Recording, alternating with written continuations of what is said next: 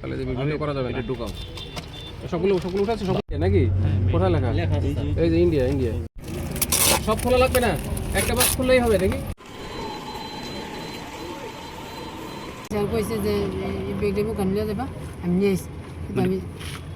কোথায় নিয়ে যাওয়ার জন্য বলছে? সকলকে ধন্যবাদ। আজকে আমাদের একটা অপারেশন পরিচালিত হয়েছে। আপনারা জানেন আমরা র্যাব 9 CPC 3 সুনামগঞ্জের পক্ষ থেকে একটা অপারেশন পরিচালিত হয়েছে।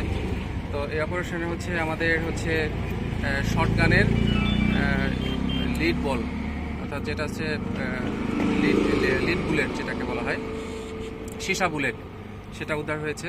আমরা গোপন সংবাদের ভিত্তিতে জানতে পারি যে একটা অ্যামুনিশনের একটা চালান সুনামগঞ্জে ঢুকতে পারে, এরকম একটা সংবাদ আমাদের কাছে ছিল, একটা গোপন সংবাদ ছিল।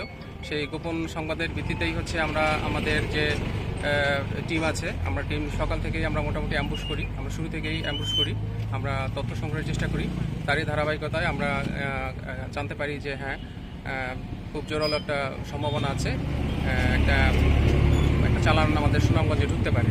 তারই ধারাবাহিকতায় আমরা সেই তথ্যকে অনুসরণ করে আমরা আমাদের অপারেশন পরিচালনা করি এবং এই গাড়িটাকে আমরা সিজ করি এবং চেকপোস্ট করার মাধ্যমে, যখন চেকপোস্ট করি আমরা এই গাড়িটাকে চেকপোস্টের মাধ্যমে আমরা যখনই করি, তখন এই গাড়িতেই এই যে আসামি দেখতে পাচ্ছেন, ওকে আমরা হাতে নাতে এই সীসা বুলেট, তো এটা শর্টগানের বুলেট, সীসা বুলেট ধরতে পারি। এখানে আপনার কস্টেপে মোড়ানো বাক্সর মতো আছে। টোটাল আমরা প্রায় 6টার মতো বাক্স পেয়েছি এবং প্রতিটা বাক্সেতে 4টা, আবার কোনো বাক্সে দেখলাম যে 5টা প্যাকেটের মতো আছে। প্রতিটা প্যাকেটে আমরা 10টা করে সীসা বুলেট দেখতে পেয়েছি।